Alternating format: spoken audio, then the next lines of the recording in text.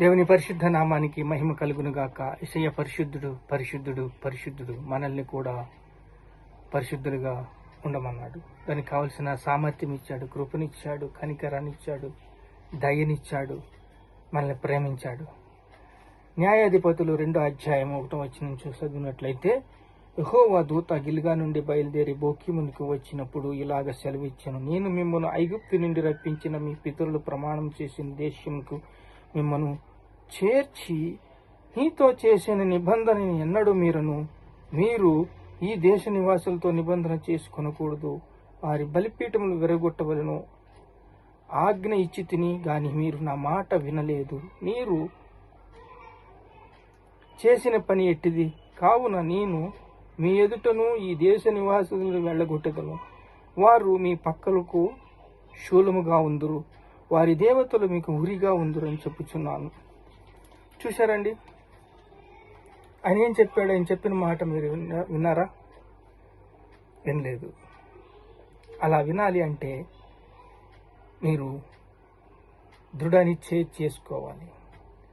వాళ్ళతో మీరు సహవాసం చెయ్యొద్దు అని చెప్తే, యెహోషువ మృతి నొందిన తరువాత జరిగిన విషయము న్యాయాధిపతులు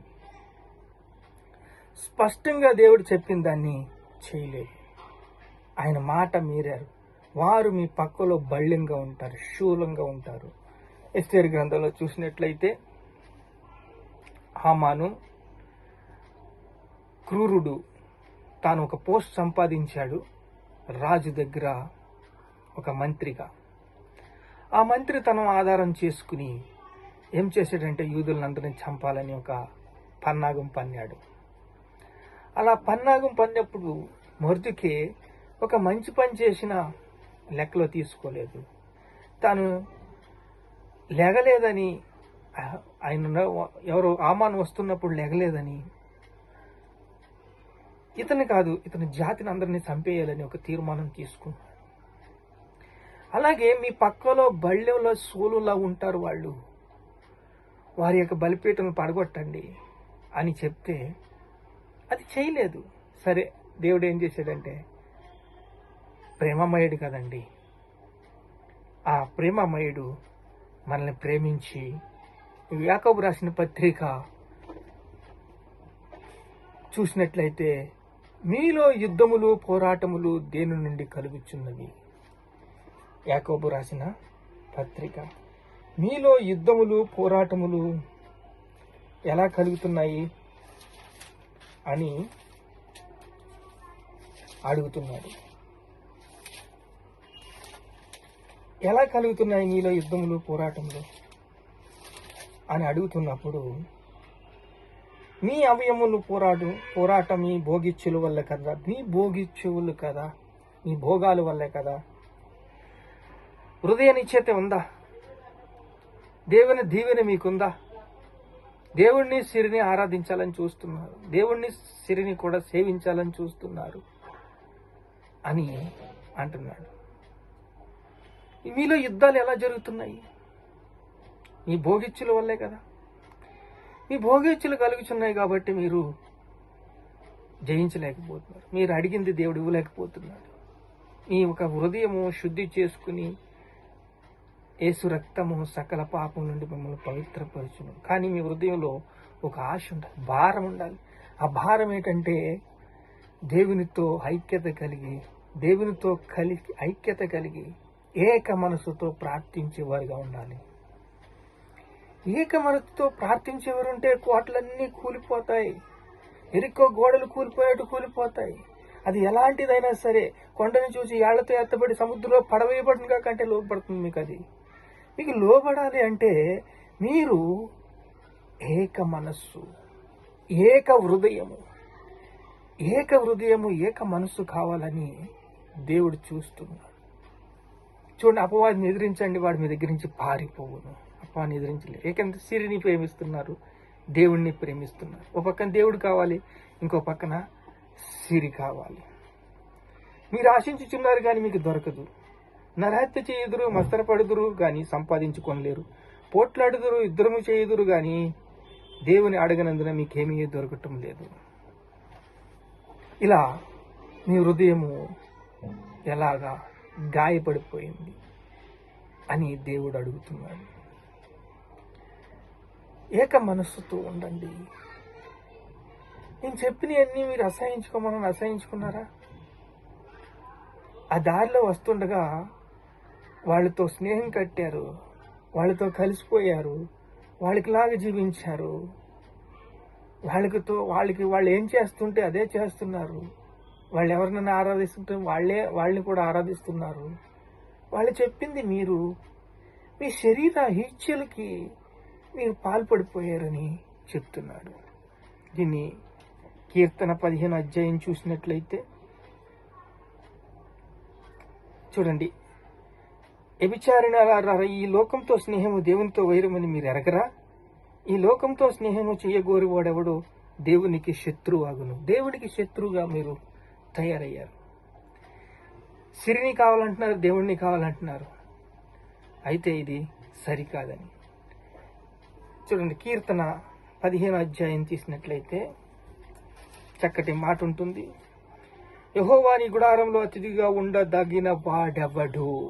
యెహోవా నీ గుడారములో అతిథిగా ఉండదగిన వాడెవడు? అతిథి అంటే ఏంటి? ఒక చుట్టాలింటికి వెళ్తే అతిథి. అలాగా ఏక మనస్సుతో మీరు మొరపెట్టినట్లయితే మీకు ఉన్న యుద్ధములు, పోరాటములు, భోగేచ్ఛముల చేత జరక్క మీరు అడిగింది దేవుడు ఇస్తాడు. మీ ప్రార్థన దేవుడు వింటాడు.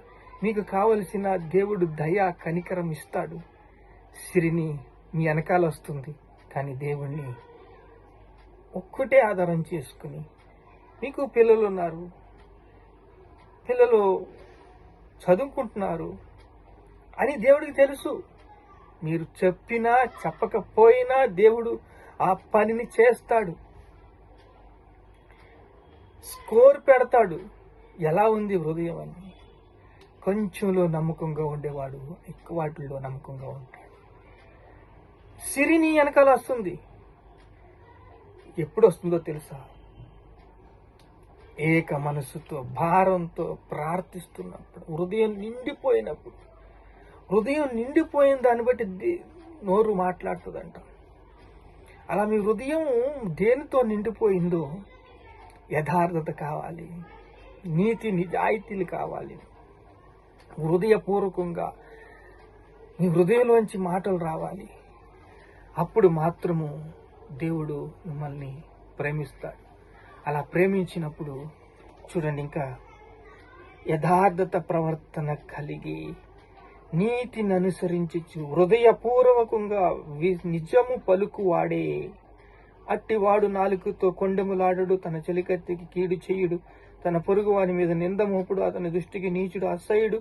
అతడు యెహోవా యందు భయభక్తులు గల వారిని సన్మానించును. అతడు ప్రయాణము చేయగా నష్టము కలిగినను మాట తప్పడు.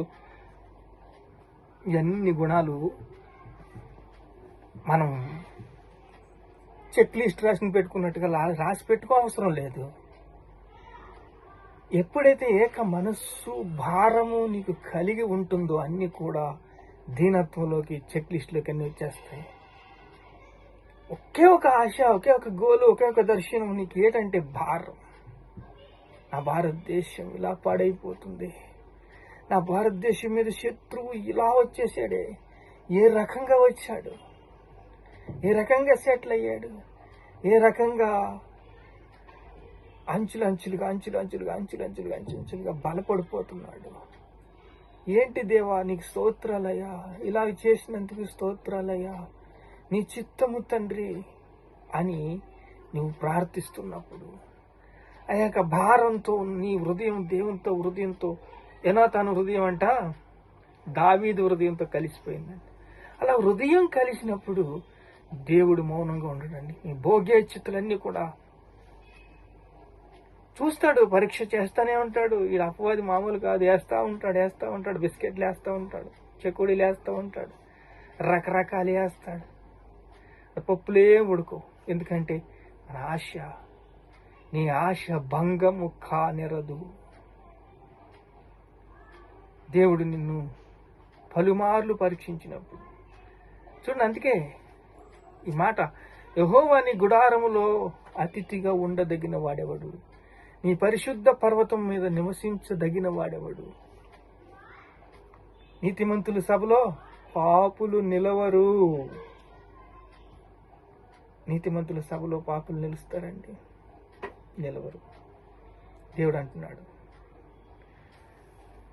నేను చెప్పింది మీరు చేయలేదు, నా మాట ఆజ్ఞ అతిక్రమం పాపం అని చెప్పి మీలో యుద్ధములు పోరాటములు జరుగుతున్నాయి, భోగేచ్ఛములు బట్టే కదా అంటున్నాడు. ప్రార్థన చేసుకుందాం. మహాపరిశుద్ధుడైన తండ్రి, అయా, ఏక మనసుతో ఏక హృదయంతో నీ సన్నిధిని ప్రేమించి నిన్ను ఆరాధించి నిన్ను గణపరిచి నిన్ను మహిమపరిచే కృపా భాగ్యం మాకు ఇచ్చినందుకు స్తోత్రాలయ్యా. కనికర సంపూర్ణుడా స్తోత్రాలు, కృపా సత్య సంపూర్ణుడా స్తోత్రాలు, జీవం గల తండ్రి మీకు స్తోత్రాలు, జీవాధిపతి మీకు స్తోత్రాలు, ఉన్నవాడా అనువాడా స్తోత్రాలు.